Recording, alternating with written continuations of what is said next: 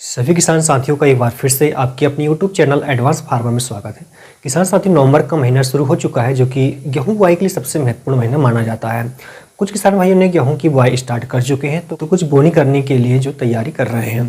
किसान साथियों, आज के इस वीडियो में आपको ऐसी 5 बातों के विषय बताऊंगा। यदि आप इन बातों को ध्यान में रखते हुए खेती करते हैं तो बिल्कुल आप 1 एकड़ से 35 से 40 क्विंटल का उत्पादन ले पाएंगे। किसान भाई, सबसे पहली चीज़ जो आपको ध्यान में रखनी है वो है बुआई का उचित समय।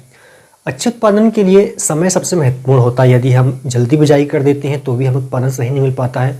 यदि हम इसकी लेट बुआई करते हैं तो भी हमें सही उत्पादन नहीं मिल पाता है।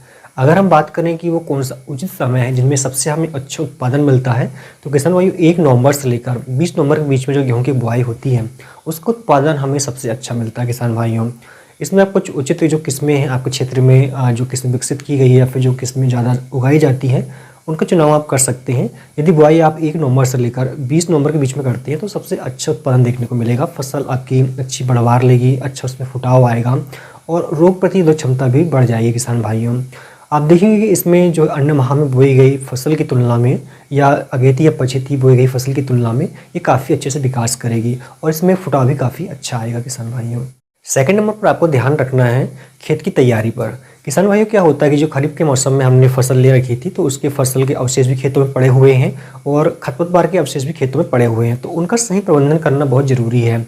यदि उनका समय पे सही प्रबंधन नहीं किया गया तो अगली जो फसल लेंगे हम गेहूं की, उस पर इसका गलत प्रभाव देखने को मिलता है। फसल में पीलापन आने की समस्या बनती है। किसान भाइयों, इसमें हम कितनी ही नाइट्रोजन की पूर्ति क्यों ना कर दें, लेकिन फिर भी पीलापन इसमें बना होता है। तो पहले उसका प्रबंधन करें। उसके बाद में खेत की आप मध्यम गहरी जुताई करवाएं। ज़्यादा गहरी जुताई करवाने की आवश्यकता नहीं है। लगभग 2 बार कल्टीवेटर आप चलाएं और रोटावेटर के माध्यम से मिट्टी को भुरभुरा और समतल कर लें। किसान भाइयों, ध्यान रखें कि खेत में कहीं पानी का भराव ना हो, तब इसकी आप बिजाई करें। यदि खेतों में कहीं पानी का भराव होता है तो वहाँ पे बीज गलने की समस्या बनती है। किसान भाइयों, तो ये मुख्य बात आपको ध्यान में रखनी है। इसके बाद तीसरे नंबर पर आपको जो बात को ध्यान में रखनी है वो है बीज उपचार।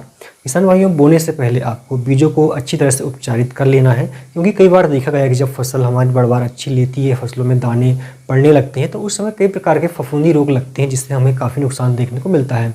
लगभग हमारी 40% तक फसल का जो उत्पादन है वो घट जाता है। किसान भाइयों, तो बीज उपचार आपको अवश्य करना चाहिए। मार्केट में बहुत सारी दवाइयाँ अवेलेबल है, उनको उपयोग आप कर सकते हैं। जैसे इसमें आप झरोला नाम की जो BSF कंपनी की दवा आती है, काफ़ी अच्छी दवा है, उसको उपयोग भी आप कर सकते हैं। 2 ml प्रति किलोग्राम बीज की दर से आप उपचारित करें किसान भाइयों, तो आपकी फसल लास्ट तक कीटों से और रोगों से बची रहेगी। किसान भाइयों, अगली बात का आपको ध्यान रखना है बीज बोने का तरीका या बीज मात्रा कह सकते हैं। किसान भाइयों, बीज बोने का तरीका भी हमारा जो उत्पादन है उसको काफ़ी प्रभावित करता है।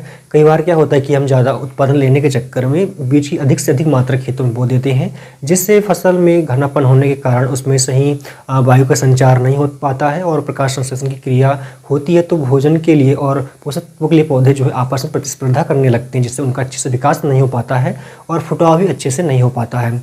तो आप ज़्यादा उत्पादन के लिए अधिक बीज मात्रा का उपयोग खेतों में ना करें। किसान भाइयों, 1 एकड़ में लगभग 45 किलोग्राम बीज की आप बुआई करें। यदि घर का बीज आपका सीड का नहीं है तो 60 किलोग्राम बीज आप 1 एकड़ में यूज कर सकते हैं। किसान भाइयों, पौधे से पौधे और लाइन से लाइन की दूरी जो डिस्टेंस जो है उस पर भी आपको ध्यान रखना है। किसान भाइयों, पौधे से पौधे की दूरी लगभग आपको 2 से 3 सेंटीमीटर रखनी है और लाइन से लाइन की दूरी आपको 18 से लेकर 20 सेंटीमीटर के बीच की रखनी है। किसान भाइयों, यदि आप इस तरीके से बुआई करते हैं तो बिल्कुल आपको अच्छे से अच्छा उत्पादन मिलेगा।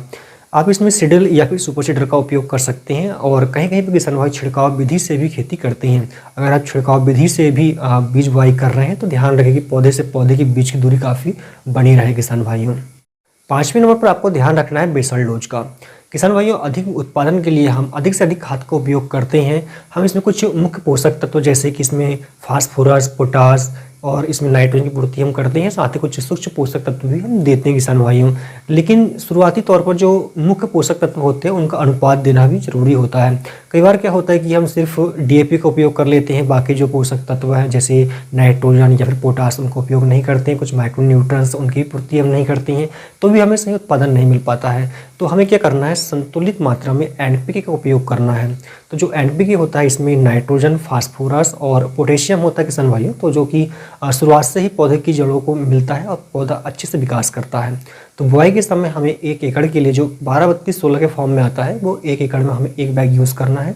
साथ ही इसमें आपको जो माइक्रो न्यूट्रिएंट्स 5 किलोग्राम वो भी आपको डालना है। इस प्रकार से आपको खेती करना है किसान भाइयों।